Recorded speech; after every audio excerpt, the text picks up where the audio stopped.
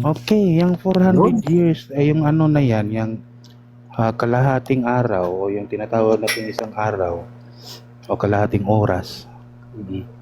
Ay tumutukoy yan sa tinatawag nating Old Scripture sa Old Testament na kung saan ang Diyos ay tumigil sa pagpapadala ng mga propeta.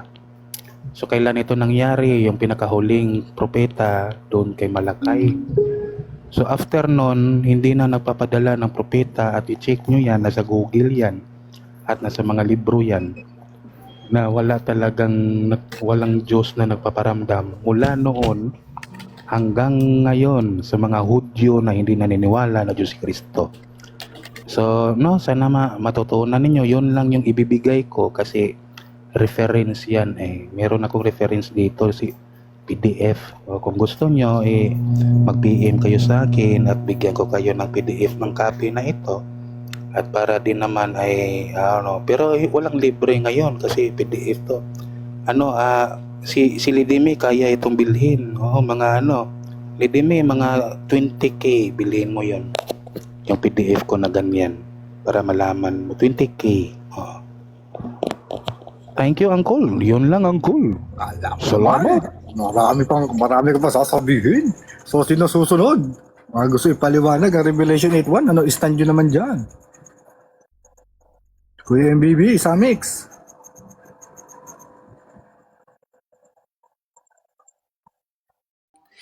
Binigay na doon sa angel at yung angel ay binigay na doon sa servant.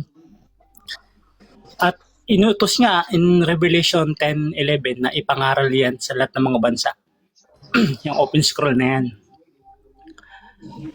Kaya nagkaroon ng katahimikan nung ibinigay na doon sa servant. Kasi after yung binabanggit diyan, yung nabuksan na, 'di ba? May ginagawa lang kasi ako, magluluto kasi ako ng pusit. Babalik ako mamaya para bigyan natin ng malalim na kahulugan yan.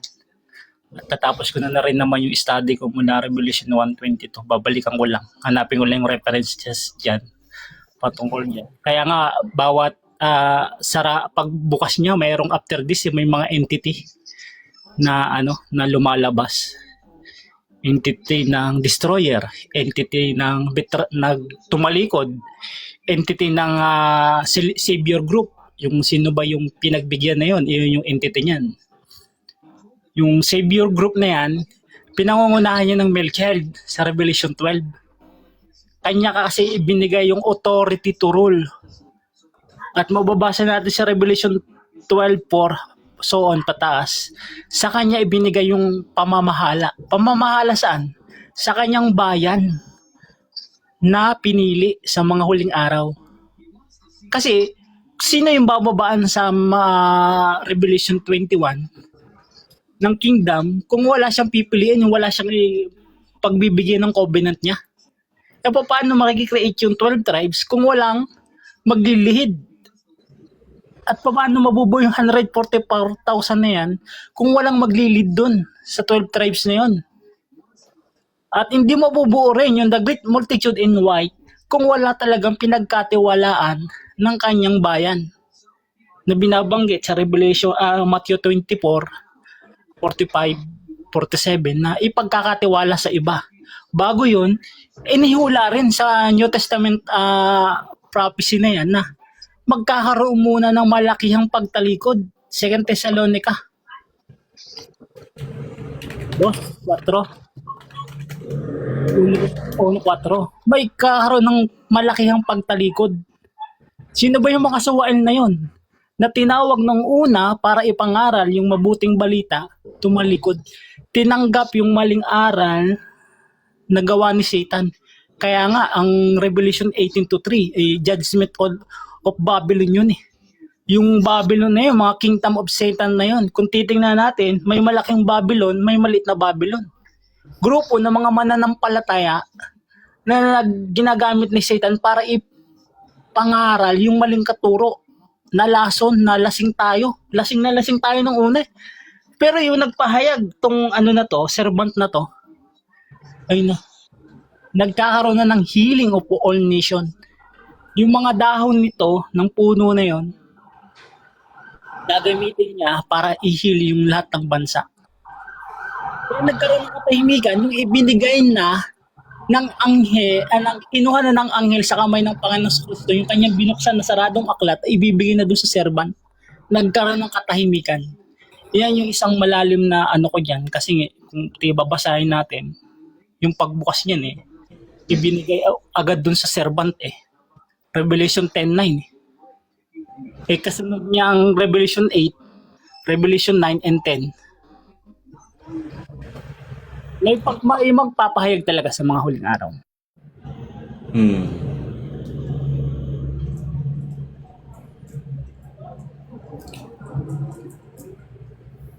Sino pa? Sino pa? Ako po bro, ako po. Ayan. Sige, ikaw lang kay Wilbert. Revelation Hindi po, 8:1. ay malalaman po. Kasi po, maaaring sa Revelation po kasi masasabi po natin, is a future event. Malalaman natin kung mangyayari na in the future. Maaaring ma-interpret natin ng ganito na mahirap bigyan ng interpret ang future. Opo, kasi sa amin, kung babasahin ko, sige po, basahin ko na. Buksan niya ang ikapitong tatak, ay nagkaroon katahimikan sa langit na may kalahating oras. Okay, maganda. Kung babasahin, hindi ko nabasa ng buo, but it's a future event na mangyayari. At ang Revelation, doon natin malalaman. Kaya mahirap magsagawa ng mga bagay na bagay na mangyayari sa future. Maaaring magkamali ka or maraming interpretation na mangyayari, lalo na symbolism ang Revelation. But sana ang ano lang is mag-guided lang tayo sa future kapag tawag dito. Kapag may clear na pwede natin basahin, tapos kapag nangyayari, example, katulad pa ng Jesus Christ na fulfill may future yung Old Testament na magpe-predict sa kanya ay yung pagdating niya, 'di ba po? 'Di ba yung mga napako sa krus, yung damit is pinagsuga kung hindi ako nag-aasakto sa term, pero parang 'di ba tinanggal yung damit niya, kaya pinangsugal ng Roman Empire. Opo, pero nasa Old Testament 'yon, but na-fulfill nung New Testament. Mahirap pwede natin basahin, tapos maaaring pag may makita tayong tanda, doon natin malalaman. Kaya mahirap bigyan ng interpretation. So, pero pwede namang kung mabasa natin at bigyan tayo ng Panginoon ng pagkaunawa, but mahirap, mas maganda ang future mangyayari. Yun po. Ako naman, pananaw ko dyan sa nagkaroon ng 3 minutong katahimikan. Ibig sabihin yan, unang makakarating sa langit, mga lalaki. 30 minutes bago dumating yung mga babae, kasi yung mga babae maiingay yan. Lalaki tahimik lang. Hindi. Joke lang. Konting paliwanag lang ayon sa correct mo na lang ako sa Catholic Church. Kung papansinin mo kung ano yung katahimikan, sa pananaw ng Katoliko, tanda ito ng matinding paggalang sa pagkamangha sa harapan ng gawain ng Diyos. Parang katahimikan bago ang isang mahalagang payag o hatol ng Diyos na mababasa sa Zacarias 2:13. Kasi kung papansinin nyo, after ng payag 8:1, ang paglitaw ng mga na may dalang insenso ng mga panalangin ng mga banal, mababasa mo sa 3:4. So sa Katolikong pananaw, ang katahimikan ay oras ng pakikinig ng langit sa mga panalangin ng mga banal. Ito ay sandali ng Diyos na tatanggap at tutugon sa panalangin ng mga kanyang bayan. Yun lang muna. Okay, naman si Jules. Ito si Sod. Ito magilas to eh. Alam niya yan eh. Greek nga eh. Kayang-kaya. Ano sa'yo, Krobar? Yan. Ano kahulugan ng... Makain pa ako. Kayo muna bro. Makain pa ako. Okay. Sige. Sino susunod? Sayang, hindi ko narinig yung sinasabi niya, Parang may nabasa ako, may narinig akong Zacarias. Ako rin mo na replay. May replay tayo. I-upload natin sa YouTube channel natin yan. Sige. Ano, Samix? Ready ka na ba? Baka parehas kami ni Aaron kasi may nabasa rin akong Zacarias sinasabi niya. May narinig Hindi ka pa sigurado, ha? Ano ba sinabi niya? Zacarias Dos lang? 2:13, Brother Samix, yung katahimikan. Sige na, magpahayag lang kayo. Ukol sa paksa natin. Maganda pinag-uusapan natin eh. Mag-share lang kayo kung ano yung pagkakaintindi niyo dyan. Ayan, sa araw na yun, maraming bansa na sama-sama pupuri kay Yahweh, pasakop sa kanya. manira sa inyong kalagitnaan, sa gitna ng aming sinin ng Huda bilang muli ng katangin. Bakit kasi yan ang paksa mo? Ang lalim yan. Ngayon, Dapat yan ka lang sa mga iglesia para masagot agad. okay. Tetesingin nga kita. At alam ko magbilas ka sa Greek eh.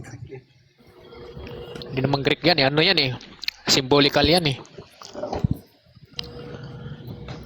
Oh, pero kaya, ipaliwanag. Kaya naman kasi ipinapahayagan Ayun. tayo sa Espiritu. Sabi doon sa unang Korinto, 2:10, ang mga ito ipinapahayag sa atin ng Diyos sa pamamagitan ng Espiritu. May tanong pala ako kay Crobar kasi si Crobar matalino eh. Wait lang, may paksa Crobar, tayo may eh. tanong ako sa iyo patungkol sa topic. Wait lang. Oo nga, patungkol Magpapahayag sa ako dyan. topic. Ayon sa katahimikan na yon, symbolical yan eh. Ang ibig sabihin no, nung si Satanas ay nakulong, nagkaroon ng katahimikan. Tama? Nakulong eh. Walang pasimulo ng gulo eh. Pasimulo ng gulo yung si Satanas eh.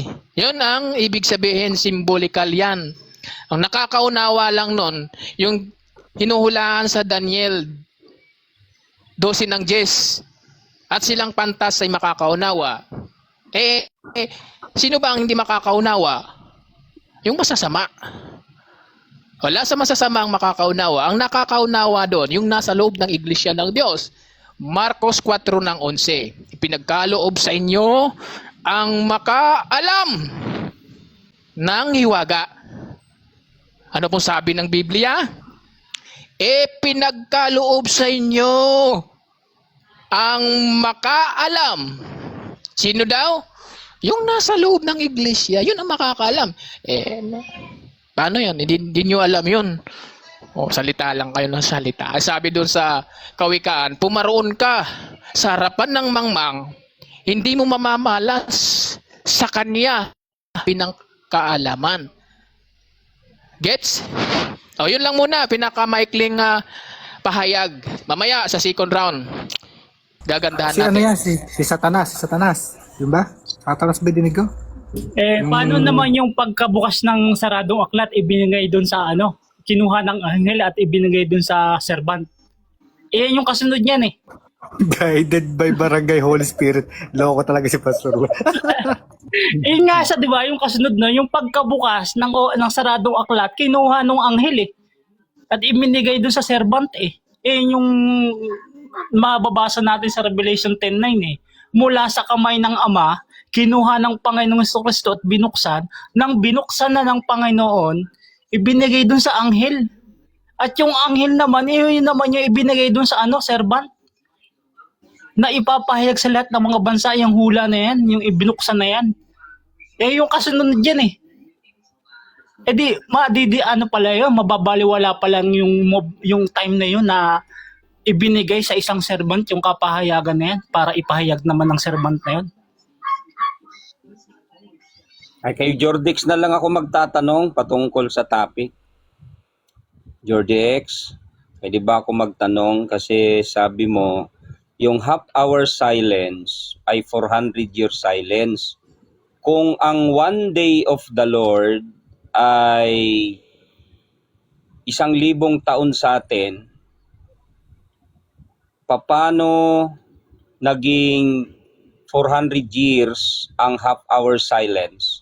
Pwede mong balikan yung mo doon, Codex? Ano yan, Uncle? Iba yung Jewish time reckoning.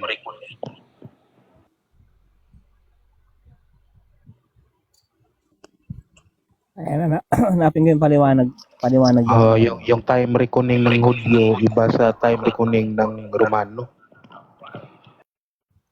Hindi, ang sabi mo kasi yung half an hour silence in heaven, yun yung 400 year silence from Malakay, Kasi kay Malakay kasi yan, from Malakay yan eh.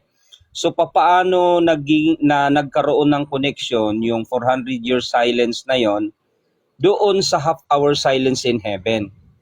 Na ang mga anghel ay naka-silent night sila.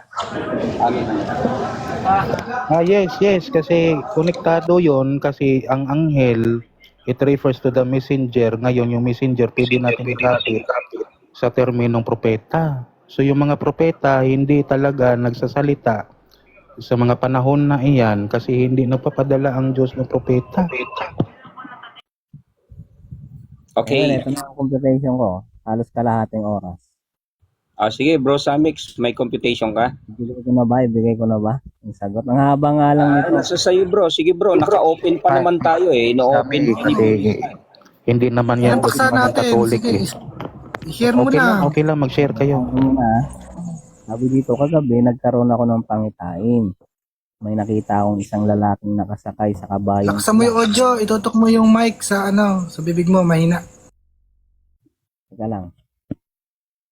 Asa na ba? Mahina ba yung boses ko? Medyo mahina bro sa amin. Oo bro, para kang bumubulong. Sakto lang naman. Hello. Yan. Bro Samix, huwag ka bibili sa mga Muslim ng headset para ano. Ay, sorry. Teka lang, hanapin ko nga yung headset. Nawala eh.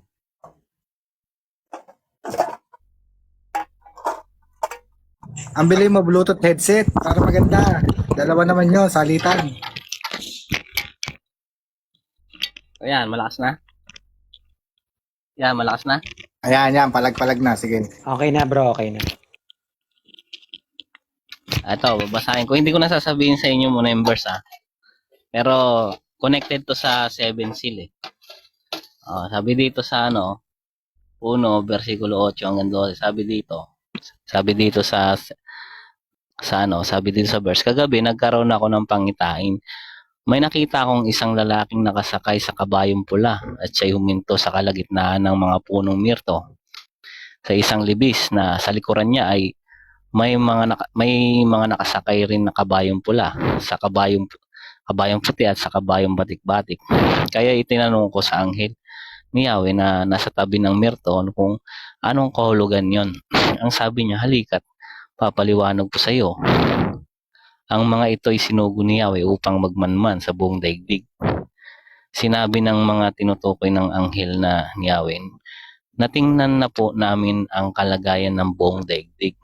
Payapa po ang lahat. Kumbaga, nagkaroon pala ng katahimikan, babasahin ka natin.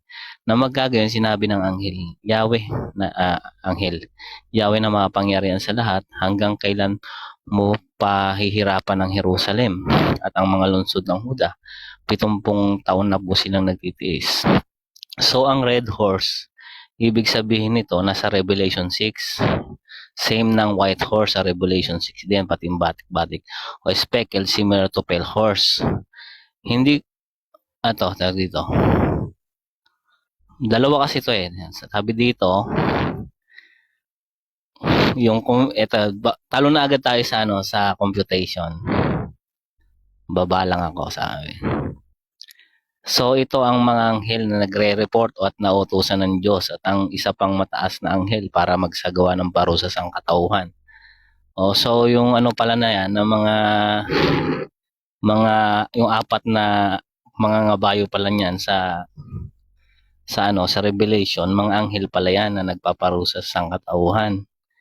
Yung digmaan, yung isa naman victorious, yung nananakop yan, nagtatagumpay, kumbaga siya yung pumapalit sa mga haring nasakop niya.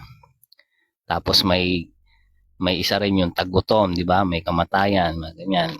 So, sa panahon ni Darius, teka lang. Sa bagay, sa naman to, kaso Revelation pala yun, The Great ruled Persia, capital of Persepolis from 522 hanggang 486. Sekaria on the 24th day of the 11th. Sinasabi ng mga tinutukoy ng anghel ni Yahweh na tingnan na po namin ang kalagayan ng buong daigdig, payapa na pong lahat. So, nagkaroon ng kapayapaan, ng katahimikan sa daigdig, buong daigdig, Anong panahon to? Di ba? Ito kasi sa panahon ni Sekaria, nagkaroon sila ng peaceful time noong yan. So, basta busy yan may computation yan So, bababa ko, sumaliwanag na payapa ang mga taon na ito, tugma sa sinasabi ng 4 na kabayo. So, kailan po nagkaroon ng digmaan? Dito papasok ang almost 30 minutes. Kasi ang sinasabi diyan sa sabi diyan pahayag 8 verse 1, ang alisin ng kordero ang 7 selyo, nagkaroon ng katahimikan sa langit ng halos kalahating oras. Ibig sabihin, yung 30 minutes, hindi siya eksaktong 30. So ano yung halos? 29, di ba? Gets nyo? Ang langit ay tinutukoy ay sa daigdig na ito na ginagamit ang 1 year o 360 days. So ayon sa kasaysayan, from 500 ganitong BC, nagkaroon lamang ng digmaan nitong lumitaw nung 400. Yan, na tinatawag na Battle of Ganito ang sinasabi. After 500 hanggang 400, there was a Persian, teka lang, sabi ko na. So, ang kakalabasan nito, halos kalahating oras. So, yung ang kalahati is 30, di ba? Pero, sinabi dito ay halos kalahating oras. So, ibig sabihin, kulang ng 1 taon para maging halos kalahati. So, combination ng Revelation 6, half hour, itatanong na marami sa akin, bakit mo sinabing panahon ng before Christ yan? Kung mababasa natin sa pahayag 8, versikulo 1 ay sa panahon ng Kristo na yan, nag-alis siya ng selyo. Pahayag 1, nang alisin ng kordero ang 7 selyo. Sagot, bakit sa pahayag 5 ba? Ang selyo ba na yan ay panahon pa lang ni Kristo lumitaw? Ang sinelyuhan na kasulatan ay ang nasa Daniel 12, versikulo 4. Iningatan mo muna ang mga pahayag na ito at sara tataka ang aklat upang hindi mabuksan hanggang sa katapusan ng sino. Marami ang magsasaliksik at magsisikap na maunawaan ang maraming bagay. At si Kristo lang ang may karapatan na makapagbukas ng selyo na ito para malaman ng lahat ang mga gaganap. Dahil sa Daniel ay hindi rin ito naunawaan at pinauwi ng anghel. Kaya ito ay mga bagay na naganap at magaganap. Ayun pa lang ibig sabihin pala niyan. No? So, ayun muna. Share ko lang muna yon. Yung na yung halos kalahati. So, 29 yon. Ang sagot niyan, 29. Agree ako kay Samik, sabi niya yung katahimikan, dulot ng red doors. Kasi kapag ka nakarami ka na nun, mananahimik ka talaga kasi tulog ka na eh. Hindi, joke lang. Joke lang bro, Samik sa. Bukas Hindi ko na lang gising sinabi Jules. yung pinaka-exact na date, no? Pero andyan na, makikita nyo na pag binasa nyo yung si Karaya. Makikita nyo na yung sagot. Pero ang question dyan ng Kilsamix, kinote ba yan ni John the Beloved sa sulat ni Daniel? Hindi, wala nang kinalaman dito si Baptist. Kasi si John nang nag dito, nakakita ng vision eh. Si Beloved yung sinabi ko, Beloved ang kilo. Ay, John the Beloved. May kapangyarihan ako dyan. Combination to. Kasi doon lang sa panahon niya nagkaroon ng ng kapayapaan. Ito yung pinakamalapit sa katotohanan eh. Sabi dito sa sa Revelation ay sa Karaya. Ito pa yung isa sa matibay na basis, Bro Sammy. Kasi hindi pa existido ang tinatawag nating New Testament dyan. So agree ka ba, Uncle? Ulitin ko yung tanong. Kinote ba yan ni John the Beloved sa Old Testament? Anong kinote? Hindi, Revelation na kasi ito eh. I mean ba, nung sinulat yan ni Juan, hindi pa existido ang Bagong Testamento. So, ibig sabihin, yung basis ni Juan nasa Old Testament. So, agree ka ba doon, Uncle? Oh, possible na yung Old Testament ang vision niya na pinakita sa kanya na yung magkakaroon ng kapayapaan. Pero, hindi lahat ng nasa Revelation is puro future. Mayroon din mga past dyan na tinutukoy na mga naganap na. Tapos, dinidetail na lang yung kasunod niya na future. Pero Ito lang kasi yung pinakamalapit eh. Tingnan mo, basahin ko ha. Basahin ko sa verse na to. Sinabi ng mga tinutukoy ng mga anghel ni Yahweh na tingnan na po namin ang kalagayan ng buong daigdig. Payapa po ang lahat. Kumbaga, nagkaroon ng kapayapaan o katahimikan, di ba? Sa buong daigdig.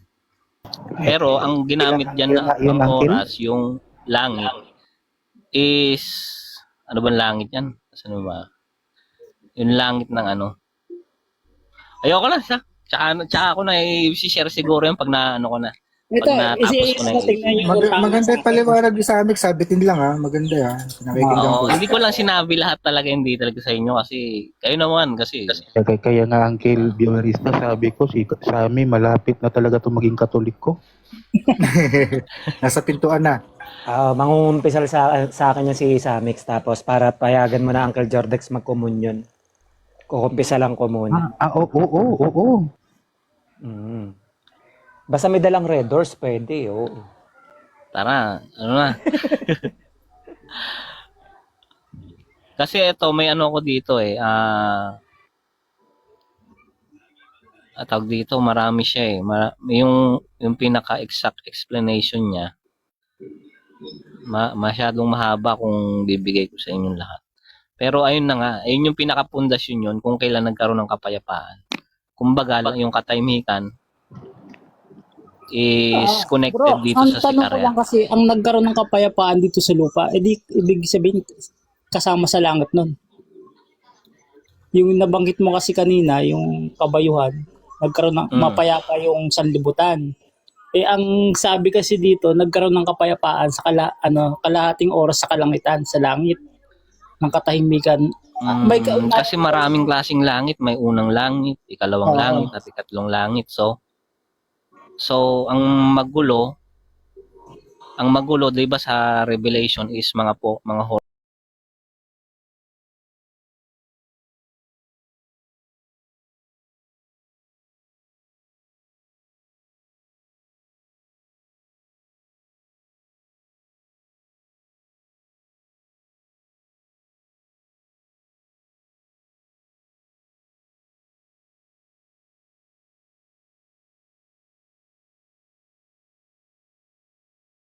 Genesis, makikita mo sa kalangitan. Yan yung nagbibigay ng mga araw. So ngayon mga uncle, kasi yan yung nagbibigay ng mga araw, ibig sabihin, sa kapanahonan na iyan, walang gera na naganap, walang propeta na nangyari. sige na, bibigay ko na nga yung sagot. Ito, bibigay ko na Wala sa bagay lahat, Old Testament naman. Sige. Pero hindi to yung, ito lang yung possible na nakita ko na connecting verse. Kasi yung ibang nagtuturo is may dinidisregard silang verse na yung connecting hindi nila sinasama.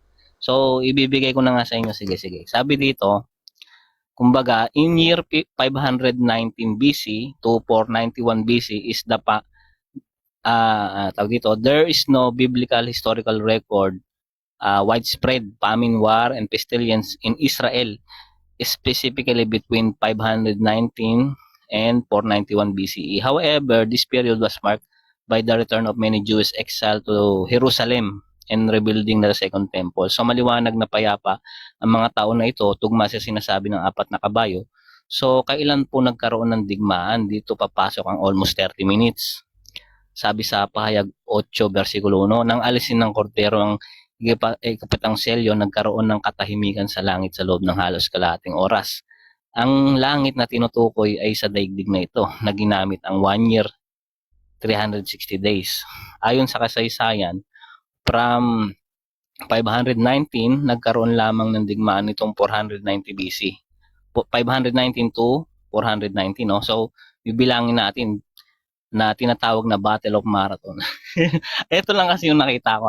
Ganito ang sinabi. After 519 BC to 491 BC, there was First Persian War, which included the Battle of Marathon in 490 BC. Kumbaga, so from 519 BC na sinasabi ng mga bayo na sabi doon na walang digmaan, walang salot, walang yung mga 4 na horsemen, di ba?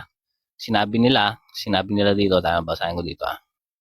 Sabi na sa Sikarya 1 versikulo 11, sabi dito, sinabi ng mga tinutukoy ng mga anghel ni Yahweh natingnan na po namin ang kalagayan ng buong daigdig. Payapa po ang lahat. So nagkaroon ng kapayapaan, no? Yung buong daigdig, halos kalahating oras. Paano naging kalahating oras? Babasahin natin. From 519 BC, nagkaroon, ayan, sabi dito, 519 minus 490 is equals to 29 years. So, sinasabi sa pahayag 1 ay halos kalahating oras na isang oras kasi ay 60 minutes. At ang kalahati ay 30, pero sinabi dito ay halos kalahati. Ibig sabihin kulang ng isang taon para maging kalahati. Halos kalahati, di ba? Combination of Revelation 6 pala yan ang Revelation 8:1 half hour. Tatanong ng marami sa akin, bakit mo sinabi? Ayan nga. So,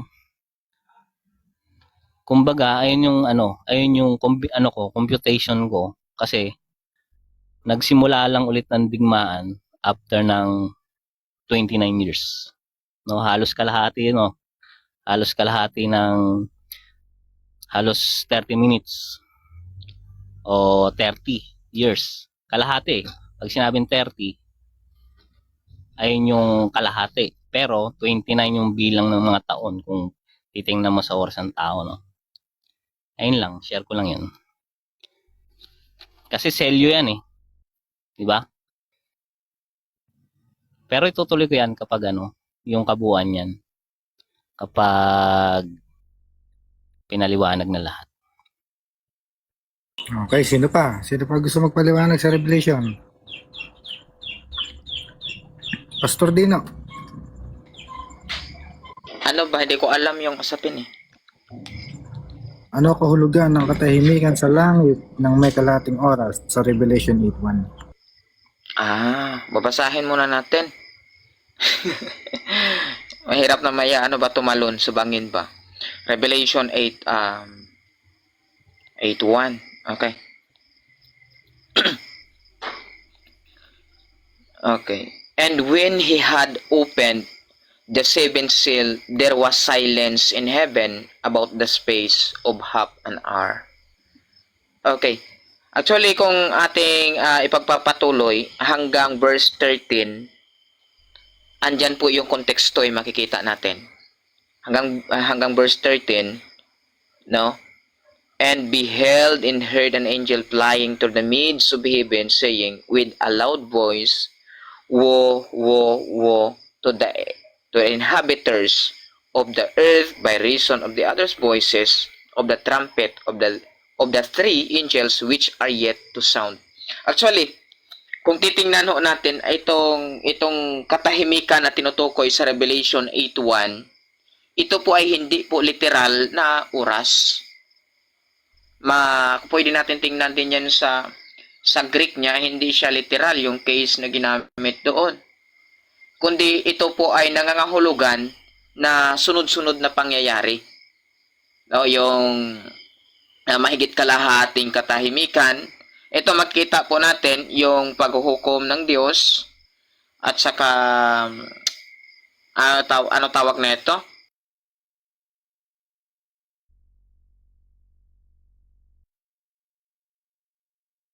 Yung warning, pagbigay alam sa sakuna, ayon sa Biblia ko, pagbigay sakuna, paghukom ng Diyos, yan lamang po ang pakahulugan niya, hindi siya literal na oras o yung equivalent ng Diyos, no? Yung 1,000 taon sa kanya, 1,000 daang taon dito sa atin, so hindi siya literal ang tinutukoy.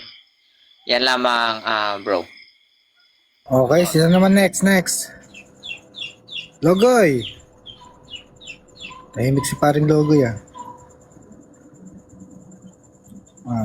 Pastor Bal, baka ready na po kayo. Oo, dapat nagpapaliwanag yun yung end times kasi mahilig sila magdagdag ng hula. Oo, dun sa pahayag 22 na sinasabi. Sino man magdagdag sa mga hula sa aklat na ito. So that masterpiece yung Revelation. Actually brother Aaron, ang senaryo kasi dito sunod-sunod naman eh. Yung verse 1 ini-emphasize niya ng following verses. Oo, yung pakahulugan, hindi siya literal eh, kahit tingnan natin Oo sa nga. Greek. Sa 3-4, may kasunod diyan yung 3-4. Mababasa mo naman ba't nagkaroon ng katahimikan. Mm-mm. Pinapakinggan ng Diyos yung mga panalangin ng mga banal. Kasi nagkakaroon ng event, magkasunod-sunod na event. Yun din yung sa amin, pastor, yun din yung Pareho tayo na. totalist na theological explanation ng mga pare. Sino pa gusto magpaliwanag? Sa paksa natin. Akyat sa entablado. Di ba after ng event nang mabuksan niya, ibinigay niya doon sa kinuha ng angel at ibinigay doon sa servant. Yung kasunod na yan. Kasunod na pangyayari niyan. After nang mabuksan yung na yan. Yung binabanggit niya sa Revelation 8:1. Ikapitong tatak. Kasi nung mabuksan na ng Panginoon yung lahat ng tatak na yan, binigay niya na dun sa angel, na yung ginamit ng Panginoong Diyos para ibigay dun sa servant na binabanggit sa Revelation 10:9. Ano nga yung meaning ng Brother MBB nung katahimikan? Hindi ba doon may kaugnay na wala si Aya sa langit ng 30 minutes kaya tahimik muna? Tapos pagdating niya saka naiingay. Maingay siya. Si Aya na dami pa, no? Ang ingay nun. Ay, nakasulat na talaga sa Biblia, Iglesia ni Cristo. Wala na kayong magagawa. Kami na nakasulat doon. Kami na maliligtas. Di ba ganun yung magsalita? Ang ingay. Tingnan natin yung Revelation 10 kung may kasuwato dyan. Kasi open seal yan na binabanggit. At tingnan natin. Ang tanong, naganap na ba yan? Titingnan natin, kapag naganap na to, ibig sabihin, ipinapahayag na yung open scroll. Kasi sabi Oo nga, no? Yung pala magandang tanong kay MBB, naganap na ba yan? Kasi sabi, meron daw hindi pa nagaganap. Oo. So, yung pang 8-1 na yan, naganap na. Yung iba kasi sabi naganap na, katulad sa amin, claim namin naganap na yan. At unang-unang nag-appear kasi yung 7 messengers sa Revelation. Dapat maunawaan natin, ano ba itong 7th seal? 7th seal na tinutukoy niya. Ano ba itong selyadong ito? Tingnan Yan ang natin magandang tanong dito Nung mabuksan na ng Panginoon Yesu Cristo, yung open scroll ng yan, sabi dito, 10:9, start natin sa Revelation 10:8. Pagkatapos muling nangusap sa akin ang tinig na narinig kong nagsasalita mula sa langit. Lumapit ka sa anghel na nakatungtong sa dagat at sa lupa at kunin mo ang hawak niyang kasulatang nakabukas. Ayun, nakabukas. Ginamit nga yung anghel para ibigay doon sa servant. Nilapitan ko ang anghel. Yun, nilapitan nga ni John yung anghel at hiningi ang kasulatan. Ito yung kasulatan, yung binuksan. Ang wika niya sa akin, kunin mo at kainin ito, mapait iyan sa sikmura, ngunit sa bibig mo ay sintamis ng pulutputan. Inabot ko at kinain ang maliit na kasulatan. Matamis nga ang kulad ng pulutputan. Ngunit nang malunok ko ay naipumait ang aking sikmura. At sinabi niya sa akin, kailangan ipahayag mo muli ang mga hula tungkol sa iba't ibang mga tao, bansa, at mga hari. Nagkaroon ng katahimikan nung time na mabuksan ng Panginoon sa Kristo yung saradong aklat at ibinigay niya na sa anghel at ibinigay na ng anghel dun sa servant. Doon nagkaroon ng katahimikan. Yung time na yan. Kaya kasi yung kasunod yan nang mabuksan ng Panginoon yung saradong aklat, ayun na, ibinigay sa anghel. Yun siguro yung scoop niya na bakit nagkaroon ng katahimikan nang sinugo na niya yung anghel at ibinigay na dun sa servant.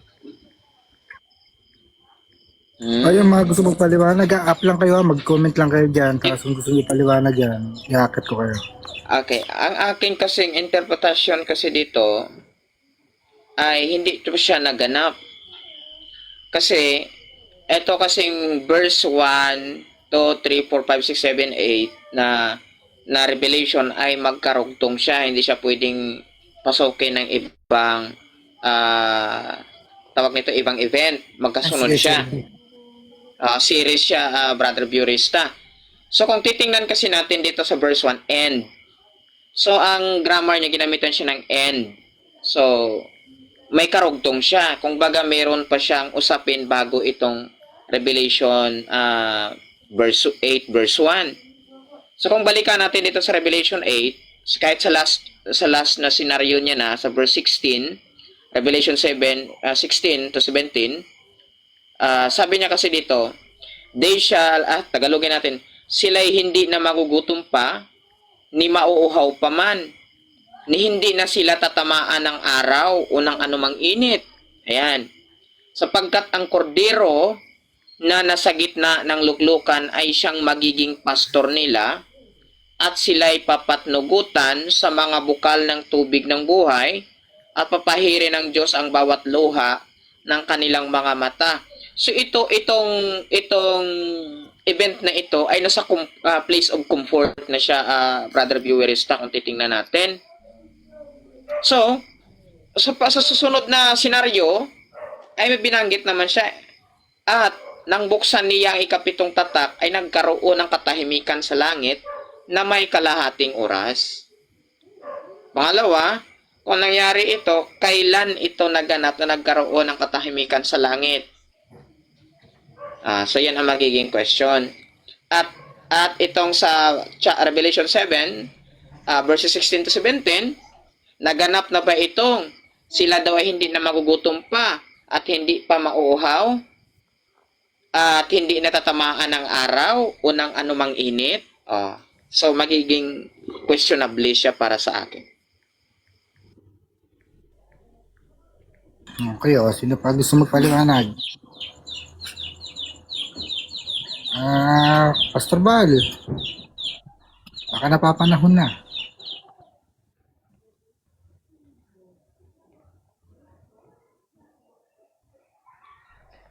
Basta ako, paliwanag ko dyan. Yung katahimikan, wala sila Aya, sila Lady May, wala sa langit. Kaya tatahimik ko.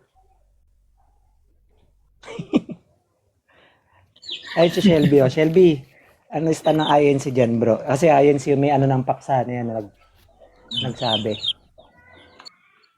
Nasa Pilipinas na to si Shelby. Walang dalang chocolate, tsaka Toblerone.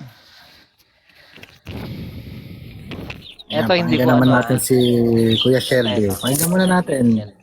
Magandang hapon po sa lahat ng 16 million viewers listening right now. Muli po, binabati namin kayo ng magandang hapon. Hindi dahil sa umaga o gabi, sapagkat sa Japan, walang umaga, walang gabi. Lahat ay hapon. Kaya magandang hapon po sa ating lahat. Ano yung tanong? Karaingan sa bro, buhay. Shelby eh. Hindi, bumalik na ako. Walang ya, parang ginawa mong divisoria yung Pilipinas. Oo, Bumalik ka lang, tapos umuwi ka ulit Umuwi na. Hindi, nagbakasyon lang ng 3 weeks. Almost. Sige, yung pahayag 8-1 daw. Yung sa stand ng INC kasi, sa Baptist, may stand na Catholic, meron din. Yung sa inyo, para marinig. Ano ba yung tanong? Hindi ko alam eh. Yung Revelation 8-1, yung katahimikan. Yan lang, maling salin kasi yan eh. Maling salin yung talata ni Bro Viewerista. Alam ko din yung stand ng INC dyan eh. Kabisado ko nga rin yun eh. Ano yung stand namin dyan, Sammy? Yung ano na yan, yung Lisbon, mga ganyan, di ba? Hindi eh. Lisbon Earthquake, Revelation 6 hanggang magkaroon ng World War 1. Tapos yung World War 1, pagkatapos ng World War 1. Hindi, yung 8-1, yung 8-1. Oo nga, di ba? From Revelation 6 hanggang Revelation 8, hanggang 7 seal, di ba? Yung Revelation 8 verse 1, yung katahimikan dyan, tinutukoy dyan ni Felix yung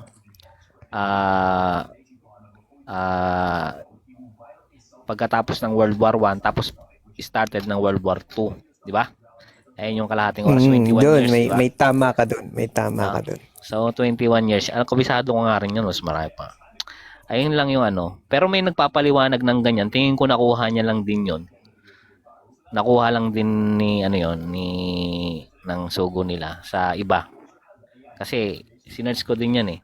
Halos pares lang din siya. Makasugo ka nila, yung kausap mo, kaanib yan. Di ba may Lisbon earthquake pa nga yan? Tingnan natin. Kabisado ko nga rin yan eh. Halos parang ano nga. Yung binabanggit lang na may katahimikan sa langit ng may kalahating oras, hindi siya eksaktong kalahating oras.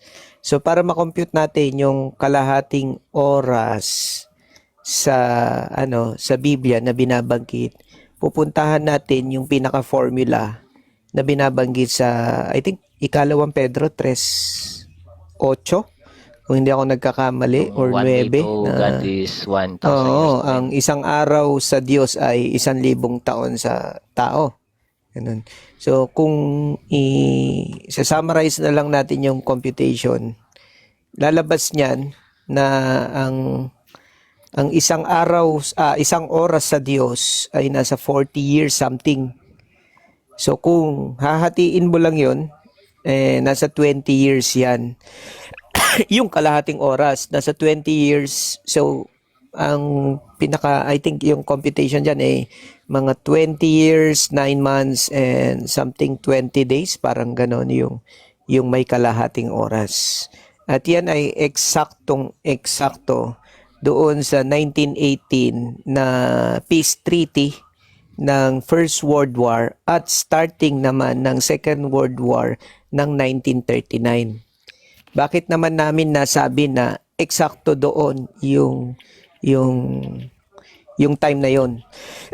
Kasi para sa amin, yung dulo ng ika-6 na tatak at pasimulan ng ika-7 tatak, ang Revelation 8:1 kasi, yan ang pagbubukas ng ika-7 tatak at nagkaroon ng may kalahating oras nakatahimikan sa langit.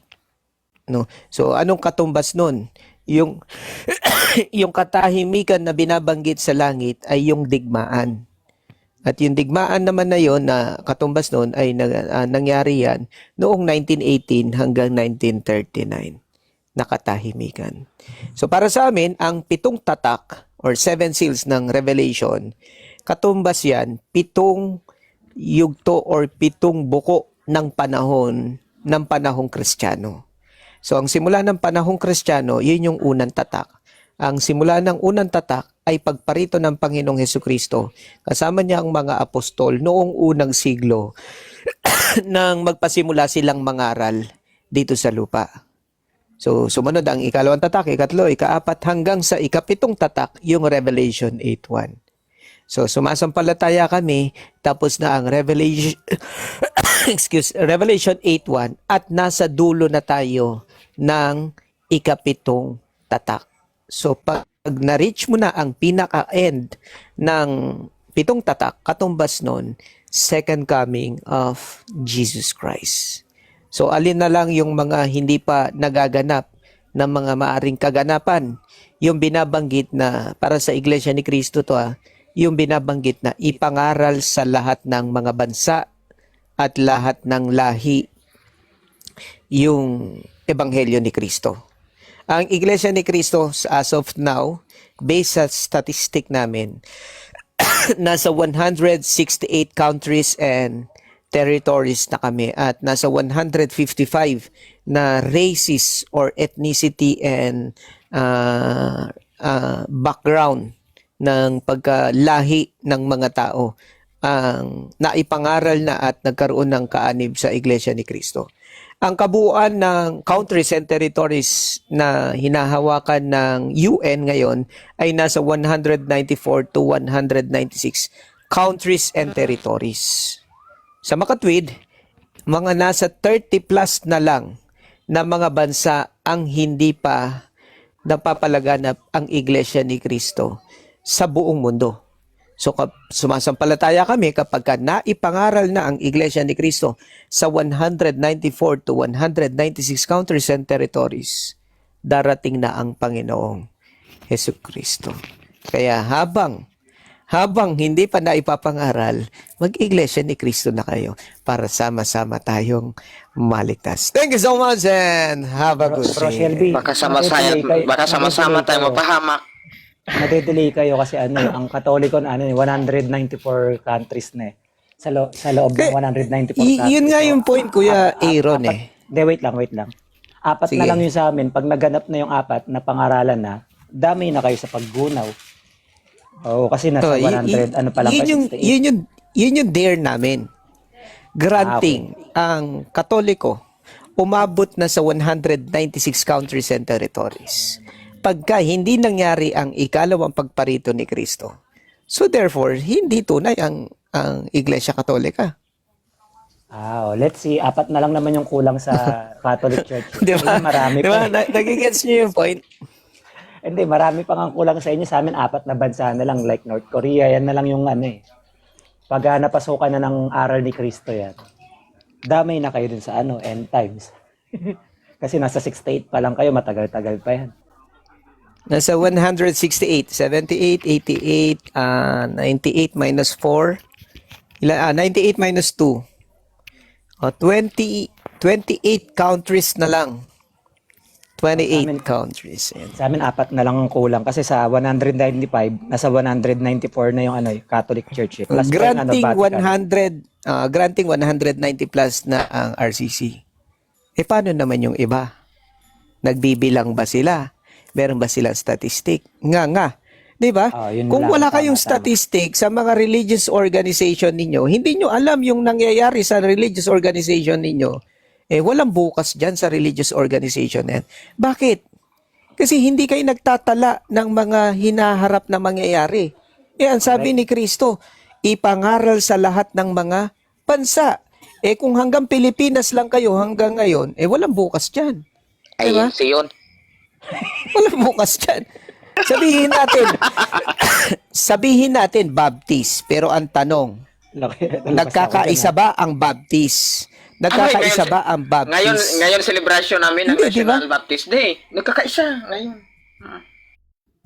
Kaya nga, ang point dito, Pastor Dino, meron ba kayong statistic na pinanghahawakan kung ilang bansa at ilang ethnicity na grupo ang meron ang Baptist Church? Alam mo, pag sinabi mong statistic kasi, bilang lamang ng membro, yan sa amin kasi, recorded sa langit, yung mga save.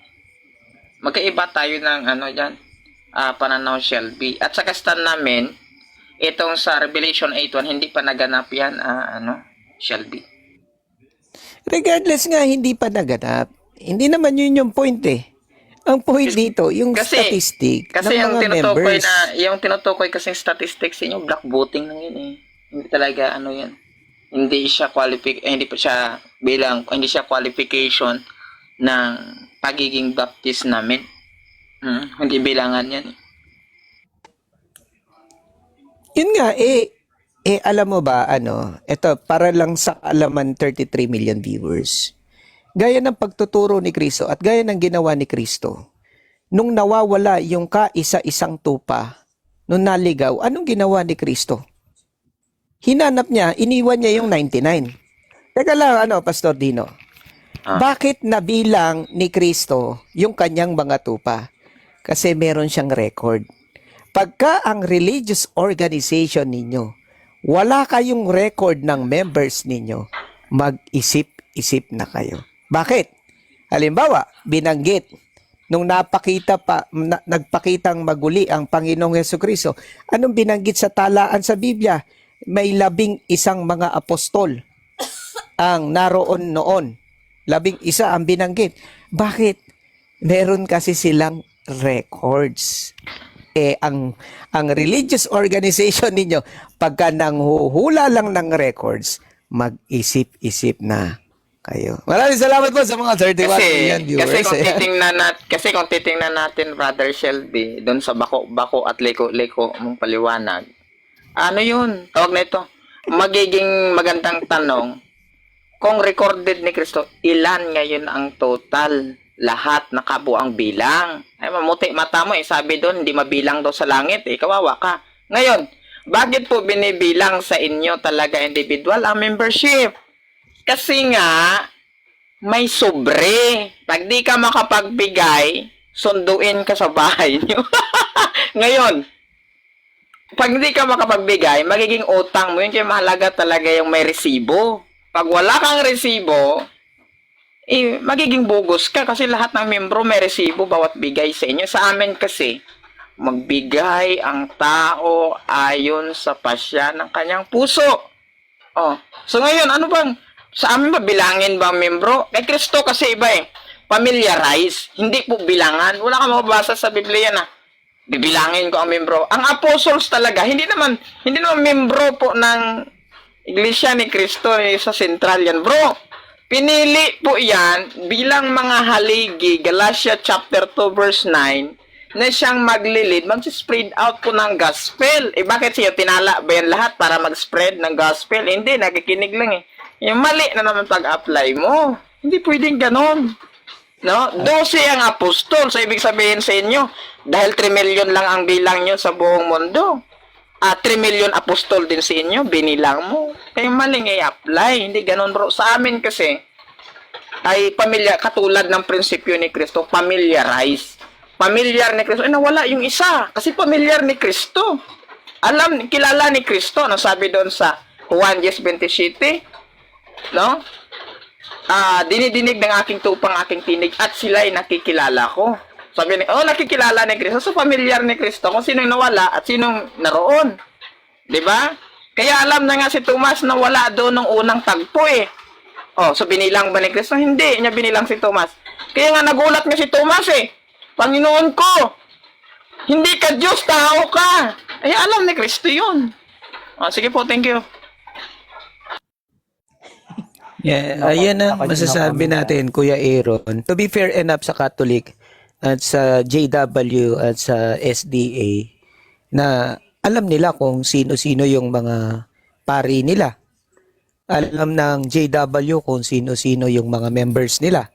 Alam din ng SDA kung sino-sino yung mga tinatawag nilang mga lay minister or kung ano man ang tawag sa kanila.